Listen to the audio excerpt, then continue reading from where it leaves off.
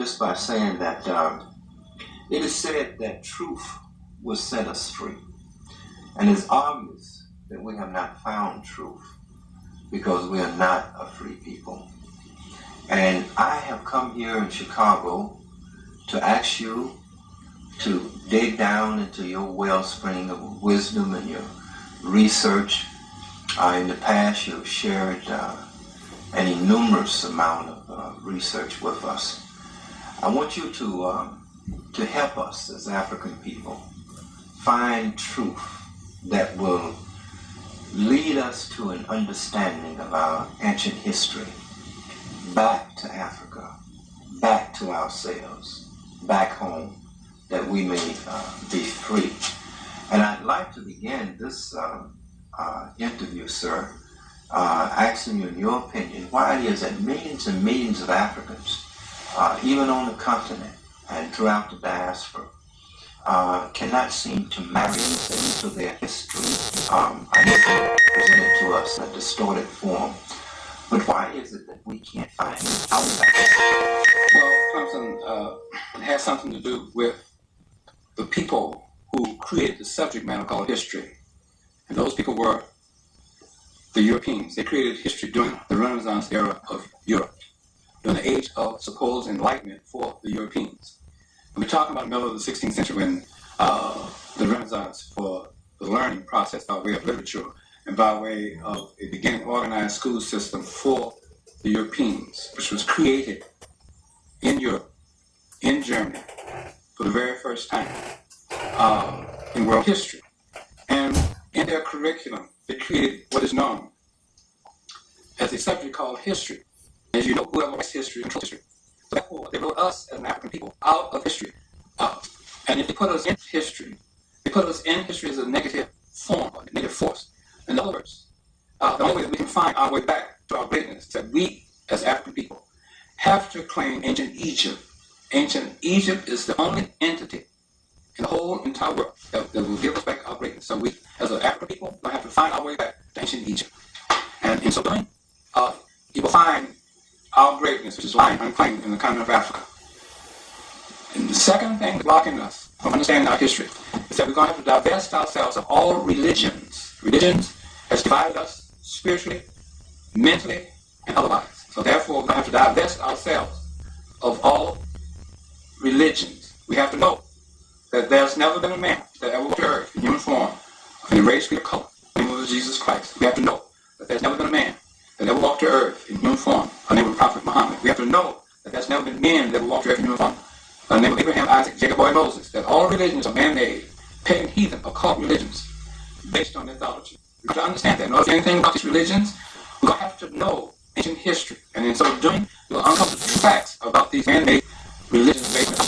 The third thing we have to do is everybody understand that man created these religions, and in so doing, man created God. We have to get away from this God concept, which is destroying us as a people, because we don't understand that concept, because they teach you that God is synonymous with the Creator, which is totally untrue. Okay? And one has to remember some true facts about religion. One has to realize that a human being on earth, no matter what race, creed, or color that he or she belonged to, was created by their personal creator, who used their mother and father as human instruments to bring them forth into this world in human form, giving them an indwelling spirituality. But your Creator never gave you a religion. It was man who gave you the religion.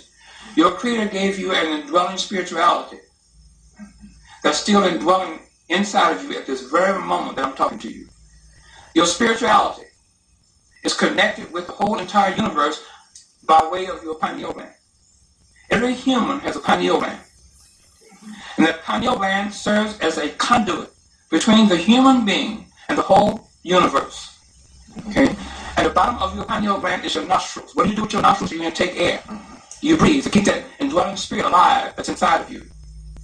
And once you understand that, this conduit, the pineal gland, which is nothing but brain fibers that's connected in your brain, and your nose, like I said before, is the bottom of that, which intakes air to keep those conduit and your brain cells alive, and thereby keeping you in consciousness with the whole entire universe.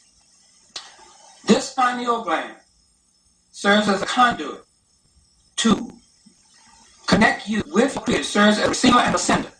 Okay? And once you understand that it's you, the human being, having an indwelling spirituality that's connected to the whole entire universe. This is your spiritual power. This conduit exposes you consciously to the whole entire universe via this conduit that you have inside of you as a human being. And you also have to realize that there's a little voice in every human being on earth. And that little voice that you hear and talk to, and that little voice that gives you directions, gives you hunches and ideas and things of that nature. That's your Creator. This is given to you free by your Creator, who used your mother and father as human instruments to bring you forth into this world. You have to understand that. You have to also understand that your Creator never gave you a religion. Your Creator gave you everything that you will spiritually need to sustain yourself as long as you live. But your Creator never gave you a religion. All these religions is the one that's keeping us down in chain and in bondage to these various religions. Because what happened, these religions clogged your artery between you and your Creator, simply because every religion has laws, rituals, customs, and ceremonies for an individual who embraces a religion to abide by.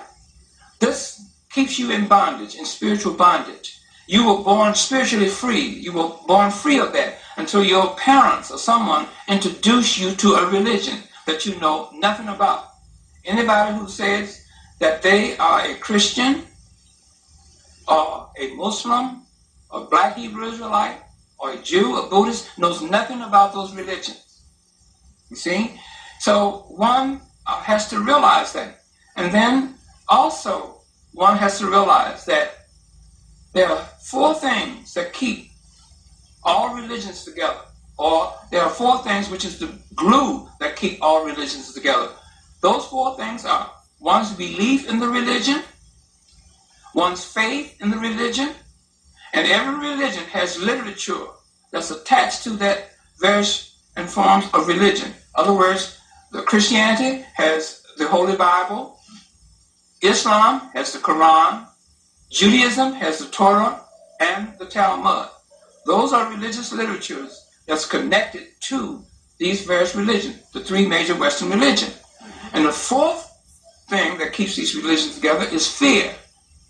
They teach